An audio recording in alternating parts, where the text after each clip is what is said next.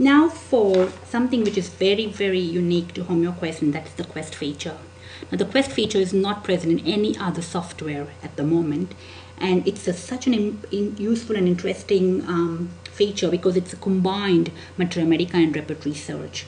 So what happens is when you search for a particular rubric or particular remedy, for a particular group of words in the Quest, you get the top remedies for a symptom from the entire collection of repertories in Mathematica. So for example, if you take that same rubric or same word, grief, silent, and now you want to search what are the top remedies for silent grief from our entire database. Click the search symbol and there you go. These are all the remedies churned out from both your repertories and Mathematicas, and they give you the top remedies for silent grief. And these are the extracts for Ignatia. You can click on every remedy and get the extracts for that. Who would have thought colocynthis coming up third for silent grief? And this is your graph, which is a representation of the search here. So Quest is such a multi-purpose feature, and I can't overemphasize how much Quest is useful in your acute totalities.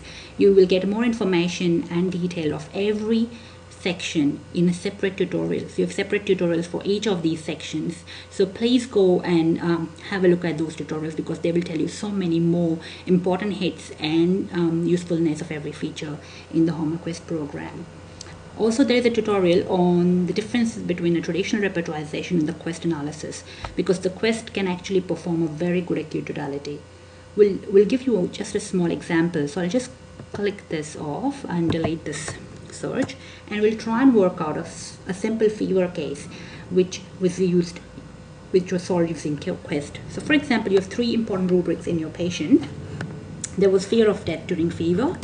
So fear, death, fever. The Quest gives you the top remedies for fear of death during fever. The second rubric was fever with nausea.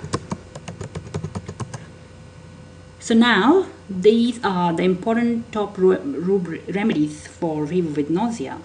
Now remember, these two searches with their top remedies are combined together in this graph. So every time you put in a new symptom in Quest, this graph gets updated because it's a repertorial graph of both your repertories and Mathematica, just like how you perform a traditional repertorization. So in this case, Epicac is the top remedy based on these two symptoms.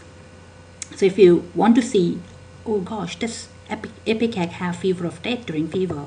And look at that. If you click on Epicac, you'll find fear, death of, fever during, and concomitants in Bonninghausen with mind, death, fear of. How interesting is that? We'll take another rubric. There was fever with thirstlessness. And these are the third group of remedies which belongs to fever, thirstlessness. And now look at that. Pulsatilla comes as the topmost remedy. Now you want to go and find out, well, is pulsatilla and fever with nausea? And yes, it is. There you go. These are the symptoms of pulsatilla and nausea. Pulsatilla for fever with nausea. And is pulsatilla and fear of death? Yes, look at this. Pulsatilla has mind concomitant death of fear of death during fever in pulsatilla from Herring's guarding symptoms of Mathematica. And this is from the Bonninghausen's repertory. And in this case, it was pulsatilla which helped the patient.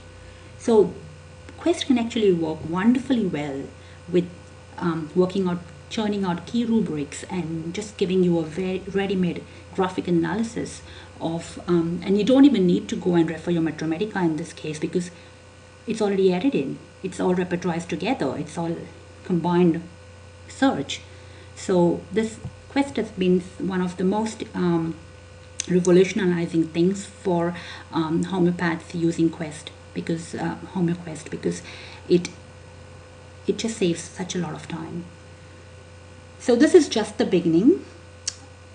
I haven't even touched remedy comparison because that's another wonderful asset to HomeoQuest. It actually can compare hundreds of different remedies together and perform analysis, themes, kingdoms, and so many different features.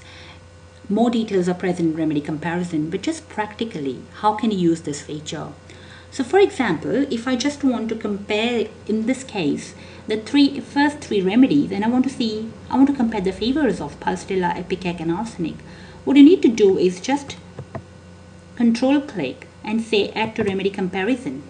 Or even from here, you can say, I want to select ipecac and just add on to the remedy comparison, arsenic, and add on to the remedy comparison. And I'll use a word filter, say fever, because I want to compare the fevers of these three remedies. And I want contrasting rubrics. So rubrics for fever, present in pulsatilla, but not having ipecac and arsenic, and the same for the next two remedies.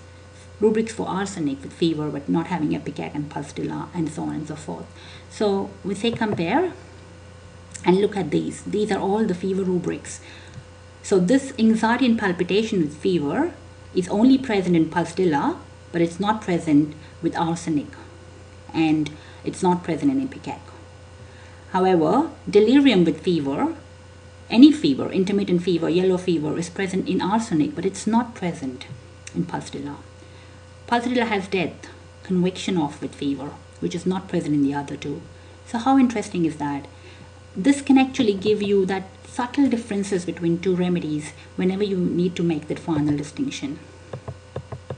And this is a wonderful tool to actually work your final distinction in a repertorization. So that is all about just getting you started. Go on to each individual tutorial for much more detailed way, but I hope this will just help you play around with HomeoQuest and find your own information. And if you have any more questions or feedbacks, please write to us and we'll get back to you with some more details.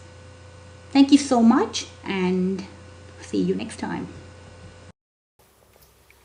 Thanks for watching the tutorial. I hope this has helped you understand the basic functions of the software. Please feel free to contact me by email or phone, and I will be more than happy to answer any further queries you may have. Thank you once again, and see you in the next tutorial.